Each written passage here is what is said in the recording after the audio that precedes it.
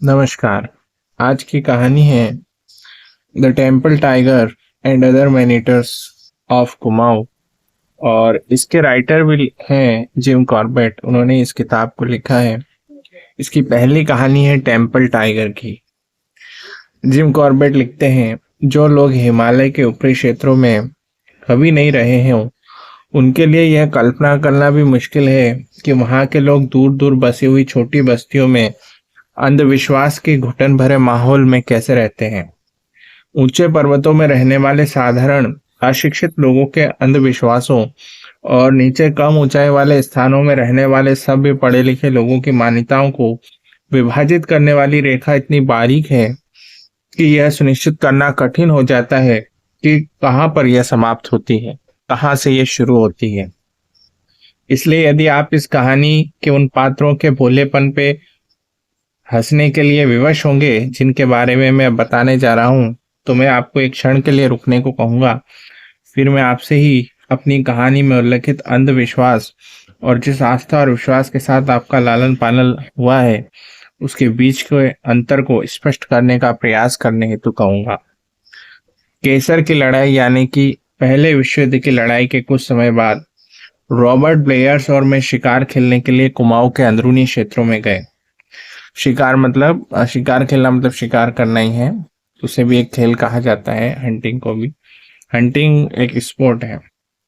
हमने सितंबर की एक शाम को त्रिशूल की तलहटी पे अपना कैंप लगाया। हमें बताया गया कि हर साल त्रिशूल के पिशाच को 800 बकरों की बलि दी जाती है। हमारे साथ 15 बहुत जोशीले और अत्यंत हंसमुख पहाड़ी आदमी थे जिनके साथ में हमेशा शिकार खेलने जाया करता था। इनमें से एक आदमी का नाम बाला सिंह था। वह गढ़वाली नागरिक था और काफी सालों से वो मेरे साथ था और कई अभियानों में मेरे साथ गया था। यह उसका आत्मगौरव तथा इच्छा होती थी कि शिकार को जाते समय मेरे सबसे भारी सामान को चुने और ले जाए और अन्य व्यक्तियों से आगे चलते हुए गानों के अंशों को गाते हुए यात्रा के मार्ग को सजीव बना दे। रात में सोने से पूर्व मेरे आदमी सदैव अलाव के चारों तरफ बैठ के गीतों के अंश गाते थे और उस पहली रात को त्रिशूल के तलहटी पे गीत गाने का कार्यक्रम सामान्य की अपेक्षा बहुत देर तक चलता रहा तथा साथ में तालियां भी बजाती जा रही थी, शोर मचाया जा रहा था और कनस्तर यानी कि डब्बे बजाए जा रहे थे। हम चाहते थे कि हम स्थान पे पड़ाव लगाएंगे और इसके चारों तरफ भरल और थार को ढूंढेंगे। लेकिन जब हम अगली सुबह नाश्ता करने बैठे तो हमें अपने आदमियों को शिविर उखाड़ने की तैयारियां करते हुए देख के बहुत आश्चर्य हुआ। पूछने पे हमें बताया गया कि यह जगह रहने के लायक नहीं है क्योंकि यहाँ पे नमी है और पीने का पानी खराब है। ईंधन प्राप्त करना भी कठिन है और सबसे अच्छी बात यह है कि 2 मील दूर एक बेहतर जगह है। मेरे साथ मेरा सामान ढोने के लिए 6 गढ़वाली थे। तभी मैंने देखा कि सामान की 5 पोटली बनाई जा रही थी और यह भी कि बाला सिंह अपने सिर और कंधों पे कंबल ओढ़े अलाव के पास अलग बैठा हुआ था। नाश्ता करने के बाद मैं उसके पास गया और मैंने देखा कि अन्य सभी आदमियों ने काम करना बंद कर दिया है और वे मुझे बहुत ध्यान से देख रहे थे। बाला सिंह ने मुझे आते हुए देखा किंतु मेरा अभिवादन करने का कोई प्रयास नहीं किया और यह बहुत ही अननेचुरल थिंग थी। मेरे सभी प्रश्नों का उसने केवल एक ही उत्तर दिया कि वह बीमार नहीं है। उस दिन हमने अपनी 2 मील की यात्रा खामोशी से तय की। बाला सिंह सबसे पीछे इस तरह चल रहा था मानो कि वह नींद में चल रहा हो या नशे में हो। अब यह पूर्णतः स्पष्ट था कि बाला सिंह के साथ जो कुछ भी घटित हुआ था वह दूसरे 14 आदमियों पर प्रभाव डाल रहा था क्योंकि वे लोग अपने कार्यों को अपने स्वाभाविक उत्साह के बिना ही कर रहे थे तथा उन सबके चेहरों पर तनाव और भयग्रस्त होने का भाव था।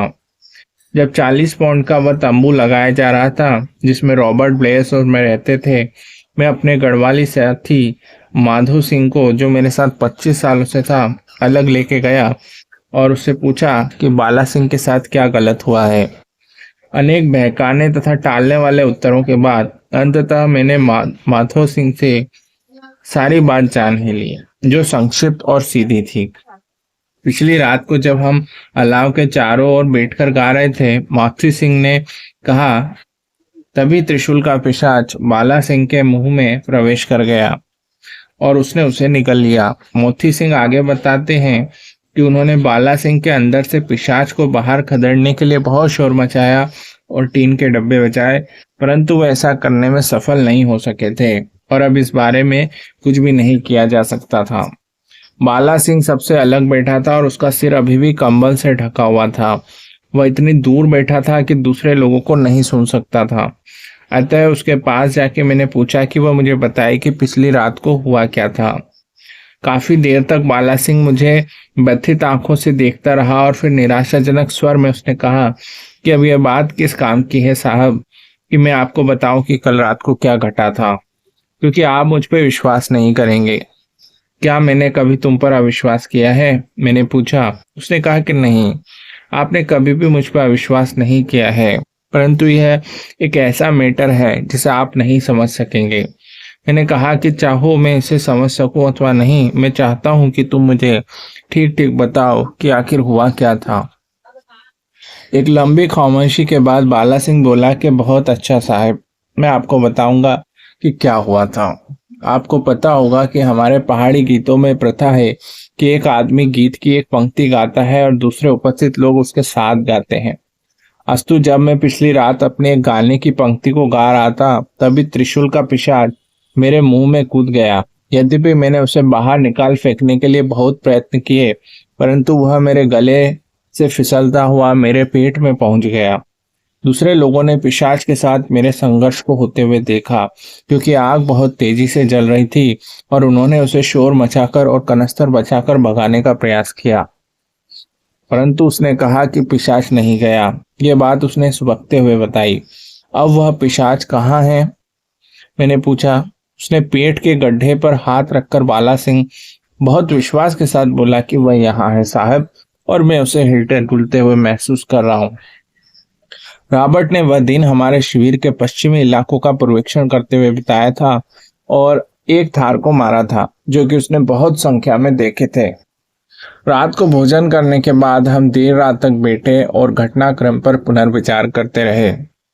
हमने इस शिकार की योजना कई महीनों पहले बनाई थी और इसकी उत्साहपूर्वक प्रतीक्षा भी की थी। अपने आखिरी स्थल तक पहुंचने के लिए रॉबर्ट को 7 दिन और मुझे 10 दिन की पैदल यात्रा करनी पड़ी थी और अब हमारे आगमन की रात्रि को ही बाला सिंह ने त्रिशूल के पिशाच को निगल लिया था। इस विषय पे हमारे व्यक्तिगत विचार क्या थे इसमें कोई अंतर नहीं पड़ता था, परंतु जिस बात का प्रभाव पड़ता था वह यह थी कि शिविर के प्रत्येक आदमी को विश्वास था कि बाला सिंह के पेट में एक पिशाच था और वे उससे डरे हुए थे तथा उसका साथ छोड़ रहे थे। इन परिस्थितियों में 1 महीने तक शिकार जारी रखना संभव नहीं था और रॉबर्ट बहुत ही अनिच्छा से मेरे इस विचार से सहमत हो गया कि मेरे लिए करने को केवल एक ही बात हो सकती थी कि मैं बाला सिंह को लेकर नैनीताल लौट जाऊं, जबकि वह अकेले ही शिकार जारी रखे। इसलिए अगली सुबह मैंने अपना सामान समेटा और रॉबर्ट के साथ जल्दी ही नाश्ता करने के बाद अपनी 10 दिन की नैनीताल की वापसी की यात्रा पर चल पड़ा।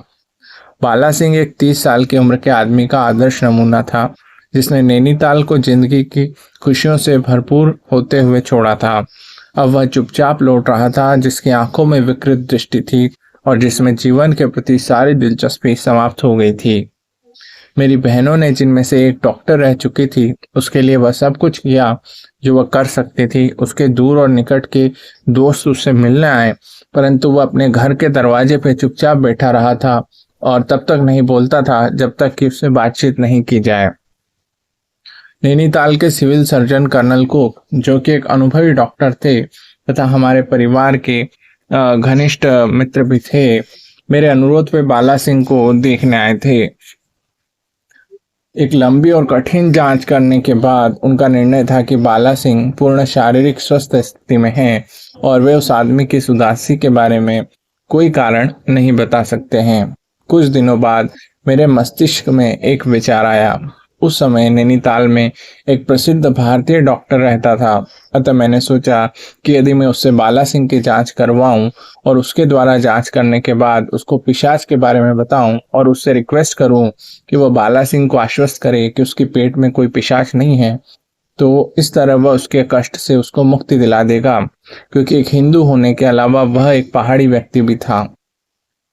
मेरी दिमागी सूझबूझ कोई काम नहीं आई, जैसा कि मैंने आशा की थी, पूर्वानुमान लगाया था, क्योंकि जैसे ही उसने बीमार आदमी पर नजर डाली, डॉक्टर कुछ शंकित हो गया। प्रतीत होता था, क्योंकि कुछ विवेकपूर्ण प्रश्नों के उत्तर में उसे बाला सिंह से ज्ञात हुआ कि त्रिशूल का पिशाच उसके पेट में था, तो वह उसके पास से शीघ्रता से हट गया। मेरी ओर मुड़ते हुए कहा कि मुझे खेद है कि आपने मुझे बुलाया, लेकिन मैं इस आदमी के लिए कुछ भी नहीं कर सकता हूँ। नैनीताल में बाला सिंह के गांव के 2 आदमी रहते थे। अगले दिन मैंने उनको बुलाया।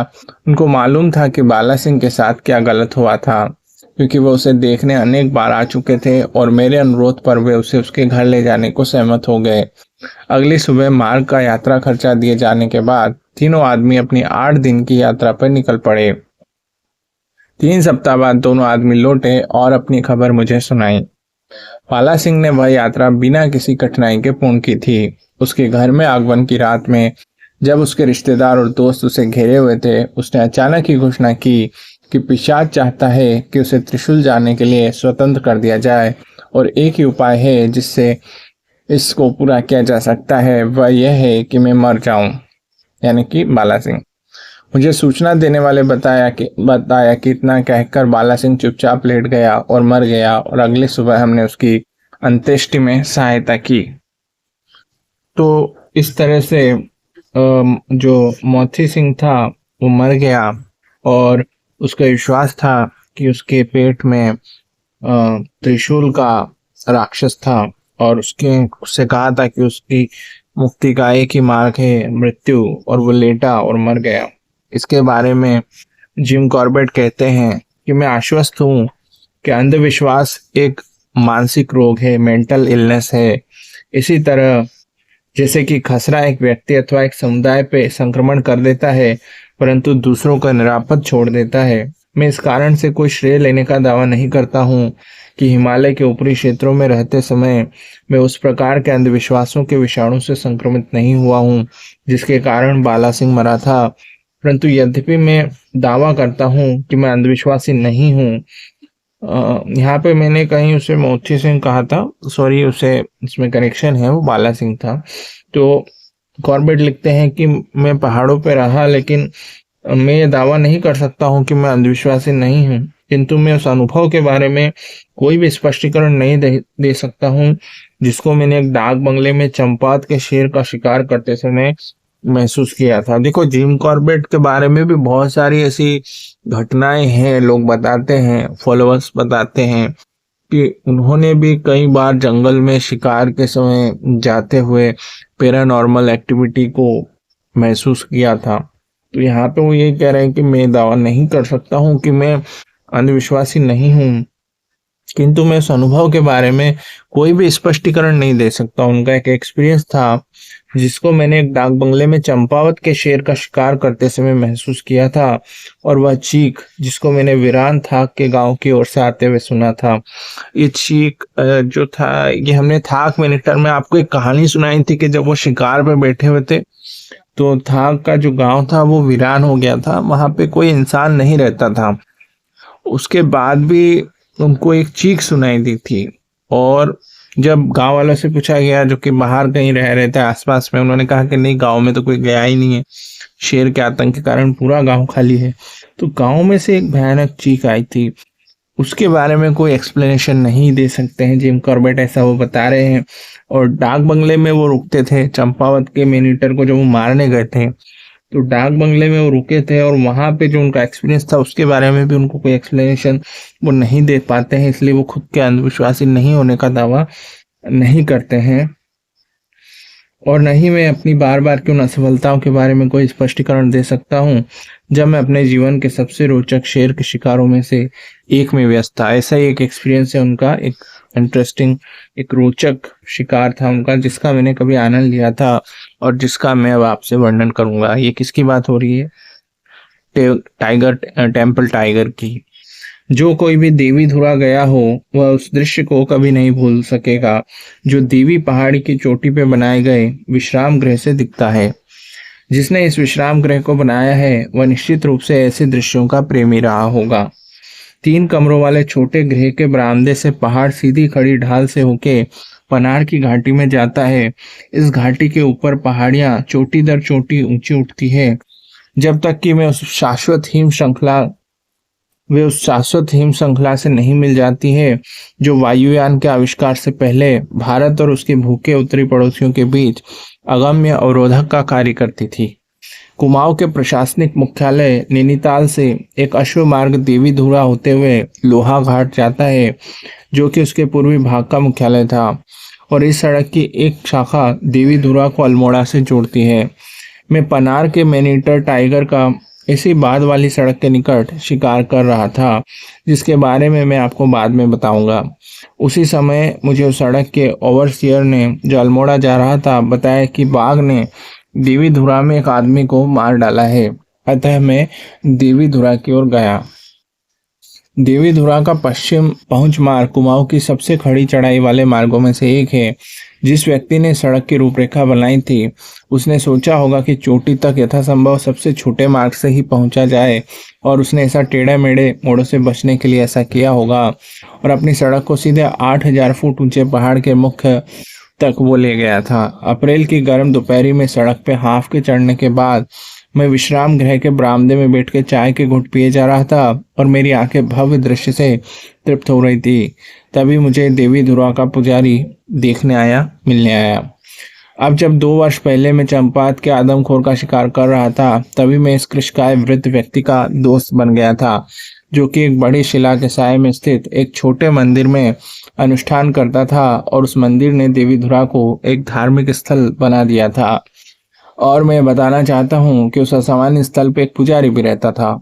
जब कुछ मिनट पूर्व मैं मंदिर के पास से गुजर रहा था, तो मैंने वहां परंपरागत तरीके से नमन किया, जिसका जवाब बूढ़े पुजारी ने एक बार सिर हिलाकर दिया, क्योंकि पुजारी उस समय अपने ध्यान में लीन था।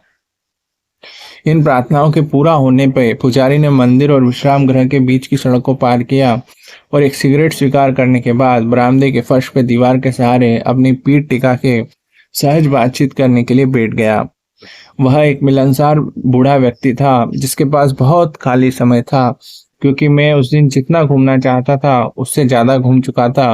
अतः हम उस शाम देर तक बैठे रहे और बातें करते हुए स्मोकिंग भी करते रहे।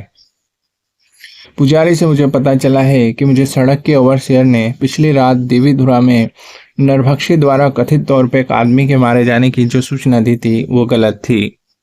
तथाकथित शिकार एक चरवाहा था, जो कि अल्मोड़ा से देवीधुरा के दक्षिण में स्थित एक गांव जा रहा था, और जो पिछली रात पुजारी के पास ही ठहरा था।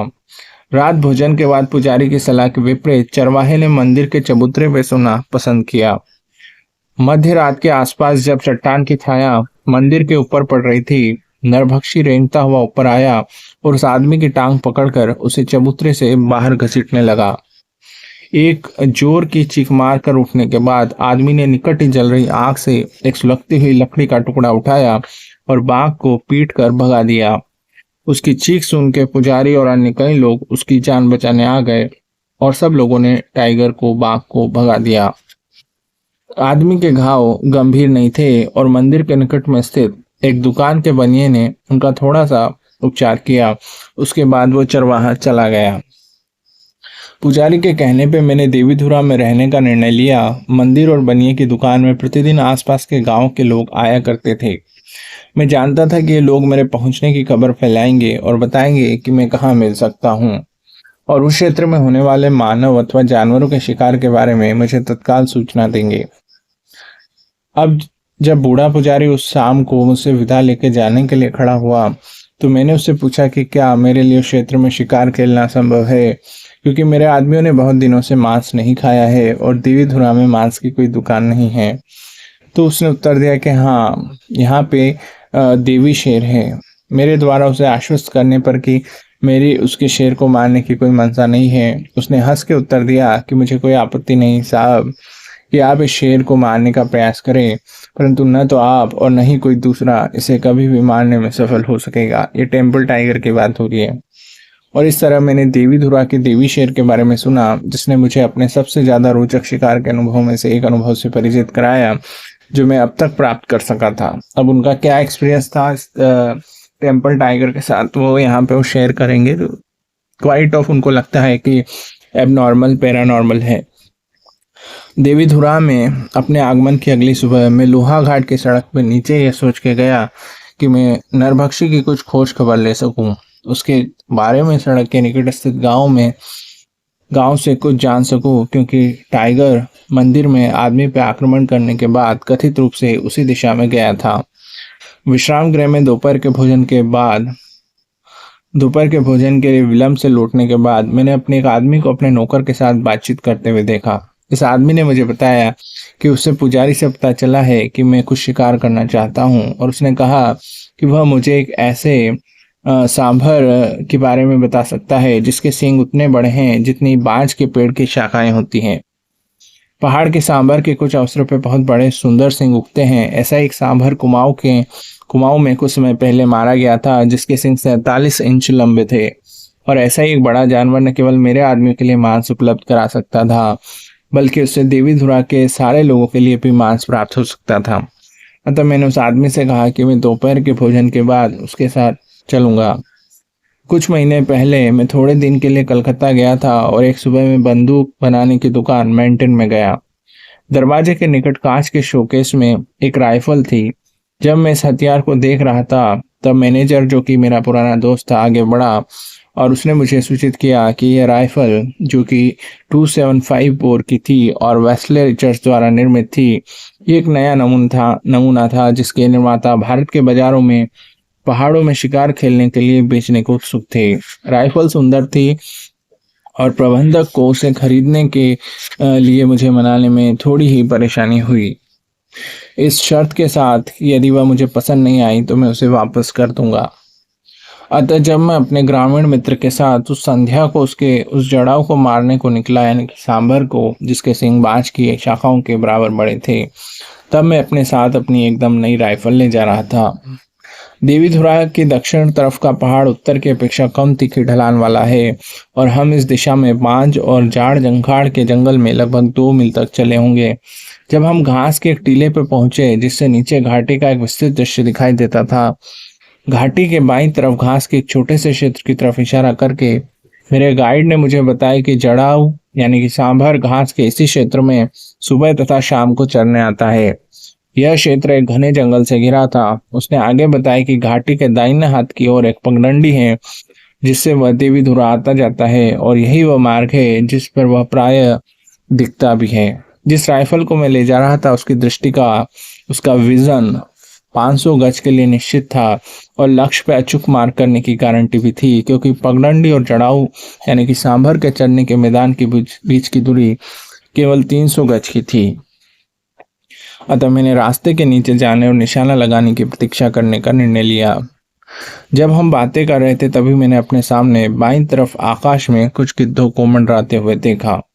अपने साथी का ध्यान उस तरफ आकर्षित करने पे उसने मुझे बताया कि पहाड़ की तलहटी पे उस दिशा में एक छोटा गांव है, और सुझाव दिया कि संभवतः गिद्ध किसी पालतू मवेशी को देख रहे होंगे जो कि गांव में मर गया होगा। लेकिन उसने कहा कि हमें शीघ्र ही मालूम हो जाएगा कि पक्षियों को किस चीज ने आकर्षित किया है, क्योंकि हमारा रास्ता गांव से होकर ही जाता है। गांव घास की इकलौती झोपड़ी, एक गौशाला और 1 एकड़ या अधिक सीढ़ीनुमा खेतों का था जिसे हाल ही में फसल काटी गई थी। इनमें से एक खेत झोपड़ी और गौशाला से एक 10 फुट चौड़ी वर्षा के पानी की खाई से अलग हो गया था, और इसमें गिद्ध किसी बड़े जानवर के कंकाल से बचे हुए मांस के टुकड़े नोच रहे थे। जैसे हम निकट पहुंचे, झोपड़ी से एक आदमी बाहर निकला और हमारा अभिवादन करने के बाद उसने पूछा कि मैं कहाँ से आया हूँ और कब पहुंचा हूँ। मेरे द्वारा उसे बताने पर कि मैं नैनीताल से मैन ईटर को मारने आया हूँ और पिछले दिन देवीधुरा पहुंचा हूँ, तो उसने बहुत ही खेद प्रकट किया कि उसे मेरे आगमन का पता नहीं चला। उसने कहा, क्योंकि तब आपने उस शेर को मार डाला होता जिसने कि मेरी गाय मारी है। उसने मुझे बताया कि पिछली रात उसने अपने 15 मवेशियों के झुंड को उस खेत में बांधा था ताकि वहां पे उनके मल मूत्र से खाद बन सके। रात में एक शेर आया और उसने एक गाय मार डाली जिसके कंकाल को गिद्ध टटोल कर खा रहे थे। उसके पास कोई अग्नि शस्त्र नहीं था और उसके पास कोई आदमी भी नहीं था जिससे वह शेर को मारने को कहता। इसलिए वह एक गांव में गया जहां एक आदमी रहता था जिसके पास उस क्षेत्र में खालों को एकत्रित करने का ठेका प्राप्त था। इस आदमी ने गाय की खाल मेरे वहां पहुंचने से 2 घंटे पूर्व निकाली थी, जिसके बाद गिद्धों ने अपना कार्य पूरा कर डाला था। जब मैंने आदमी से पूछा कि क्या उसे ज्ञात था कि क्षेत्र में एक शेर है, यदि हाँ तो उसने रात में अपने मवेशियों को खुले में क्यों बांधा था, उसने मुझे ये कहते हुए आश्चर्यचकित कर दिया था कि देवी धुरा के पहाड़ पे सदैव से ही एक शेर रहता आया है, परंतु उस रात तक उसने जानवरों को कभी नहीं छेड़ा था। टेम्पल टाइगर की बात हो रही है। तो जैसे ही मैं झोपड़ी से दूर हटा, उस आदमी ने मुझसे पूछा कि मैं कहाँ जा रहा था, और जब मैंने कहा कि मैं इस घाटी के दूसरी तरफ एक सांभर को मारने जा रहा हूँ, तब उसने मुझे वर्तमान में सांभर को छोड़ के शेर को मारने की प्रार्थना की। उसने कहा कि उसकी जमीन बहुत कम है और धरती कम उपजाऊ है, जैसा कि आप देख सकते हैं, और यदि शेर मेरी गाय मारता, शेर यहाँ पे टाइगर के बारे में बोला जा रहा है ना, कंफ्यूज मत होइएगा। भारत में कई जगह तेंदुए को चीता और शेर को बाघ को शेर, है ना, शेर को टाइगर ऐसा बोला जाता है। तो उत्तराखंड में जिस हिसाब से बोला जाता है, हम उसी भाषा का प्रयोग कर रहे हैं। तो वो कहता है कि आप सांभर को मत मारिए और आप शेर को मारिए, यानी कि टाइगर को, टेम्पल टाइगर को। और क्योंकि अगर शेर हमारी गाय मारता रहा, जिसपे कि मेरा जीवन निर्भर है, तो मेरा परिवार और मैं भूख से मर जाएंगे। जब हम बातें कर रहे थे, तभी एक स्त्री सिर पे पानी का घड़ा रखे पहाड़ के ऊपर आ गई थी, जिसके थोड़ी देर बाद एक लड़की घास का बोझा ला रही थी और एक लड़का सूखी लकड़ियों का गट्ठर ला रहा था। 4 लोग एक एकड़ या उससे मामूली अधिक अथवा उपजाऊ भूमि पर और दूध के कुछ शेरों पर पल रहे थे, क्योंकि पहाड़ के मवेशी बहुत ही थोड़ा सा दूध देते हैं, जो कि देवी धुरा के बनिए को बेचा जाता था। इसमें कोई आश्चर्य की बात नहीं है कि वह आदमी मेरे द्वारा शेर को मरवाने के लिए इतना एक्साइटेड क्यों था। गिद्धों ने शिकार का सर्वनाश कर दिया था, परंतु इससे कोई अंतर नहीं पड़ सकता था, क्योंकि खेतों के निकट कहीं भी घना जंगल नहीं था जहां पे शेर लेट सकता और गिद्धों को अपना कार्य करते देख सकता था। अतः उसका वापस लौटना बिल्कुल निश्चित था, क्योंकि पिछली रात को उसे खाते हुए छेड़ा नहीं गया था। मेरा गाइड भी अपने जड़ाव के बदले मेरे द्वारा शेर को मरवाने के लिए उत्सुक था। अतः उन दोनों लोगों को बैठने को कह के मैं उस दिशा में उसे खोजने निकल पड़ा जिधर शेर गया था, क्योंकि वहां पे कोई पेड़ नहीं थे जिन पर मैं खेत के निकट बैठ सकता, और मेरा इरादा यह था कि शेर को वापस आते समय घेर डालूं। पहाड़ पे बहुत सारे आड़े तिरछे पशुओं के आने जाने के रास्ते थे। वहां की जमीन बहुत ही कठोर थी और उस पे पंजों के निशान दिखाई नहीं देते। गांव का 2 बार चक्कर लगाने के बाद मैंने आखिर में वर्षा के पानी के नाले में पंजों के निशान देखने की कोशिश की। यहाँ पे मालूम मुलायम गीली जमीन पे मुझे एक बड़े नर शेर के चिन्ह मिले।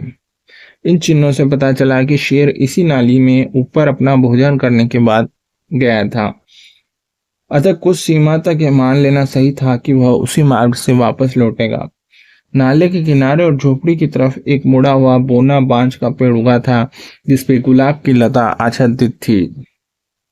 राइफल को नीचे रखकर मैं किनारे से पेड़ पर चढ़ा, जो कि नाली की तरफ झुका हुआ था, और देखा कि लता के ऊपर एक बैठने लायक स्थान था।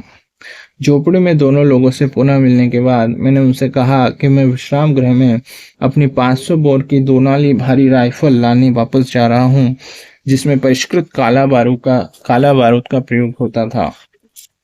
मेरे गाइड ने बहुत ही सरलता से कहा कि मैं उस राइफल को ले आऊंगा, तब मैं वापस जाने का कष्ट न उठाऊं। अतः उसको समझाने के बाद मैं गांव वाले के साथ उसकी झोपड़ी के दरवाजे पे बैठ गया और उसके द्वारा सुनाई जाने वाली कहानियों को सुनता रहा। ये कहानियां एक गरीब परंतु साहसी व्यक्ति की केवल अपने सिर के ऊपर घास की छत बनाए रखने के लिए प्रकृति तथा वन्य पशुओं के साथ द्वंद्व करने की थी।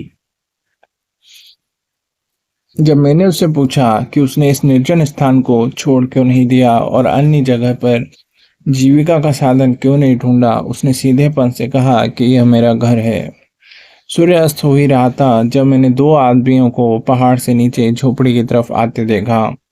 उनमें से किसी के पास राइफल नहीं थी, परंतु बाला सिंह, जो कि गढ़वाल से बाहर कदम रखने वाले सबसे बढ़िया व्यक्तियों में से एक था, जिसकी कुछ वर्ष बाद हुई दुखद मृत्यु के बारे में मैं आपको पहले ही सुना चुका हूँ, वह अपने साथ एक लालटेन ला रहा था। मेरे निकट पहुंचने पर बाला सिंह ने कहा कि वह अपने साथ मेरी भारी राइफल नहीं लाया था क्योंकि उसके कारतूस सूटकेस में बंद थे और मैं चाबी भेजना भूल गया था। असो शेर को मेरी नई राइफल से ही मारना पड़ेगा और इसका बेहतर उद्घाटन हो ही नहीं सकता था। पेड़ पे अपना आसन ग्रहण करने के से पूर्व मैंने झोपड़ी के मालिक से कहा कि मेरी सफलता उसके अपने 2 बच्चों, एक 8 साल की लड़की और एक 6 साल के लड़के को चुपचाप रखने पर निर्भर करेंगी तथा उसकी पत्नी को रात का भोजन पकाना तब तक के लिए रोकना होगा जब तक कि मैं शेर को मार नहीं लेता या जब तक मैं निश्चित नहीं कर लेता कि शेर नहीं आ रहा है। मैंने बाला सिंह को समझाया कि वे झोपड़ी में रह रहे लोगों को चुप रखे और जब मैं सीटी बजाऊं लालटेन जला दे और मेरे द्वारा बात के आदेशों की प्रतीक्षा करे। कहानी जो है थोड़ी लंबी है और इसमें जो है हम एक ही वीडियो में इसे आप तक नहीं पहुंचा सकते हैं। तो कहानी को पूरा सुनने के लिए आप चैनल के साथ जुड़ जाइए, सब्सक्राइब कर लीजिए। ये पार्ट कैसा लगा ये हमें कमेंट बॉक्स में बताइए, लाइक कर सकते हैं आप, ठीक है, और हमें सपोर्ट करिए। अगला पार्ट इसी चैनल पे आपके सामने हम लेकर आएंगे, टेम्पल टाइगर पार्ट 2। तो हमारे साथ जुड़े रहिए। सुनने के लिए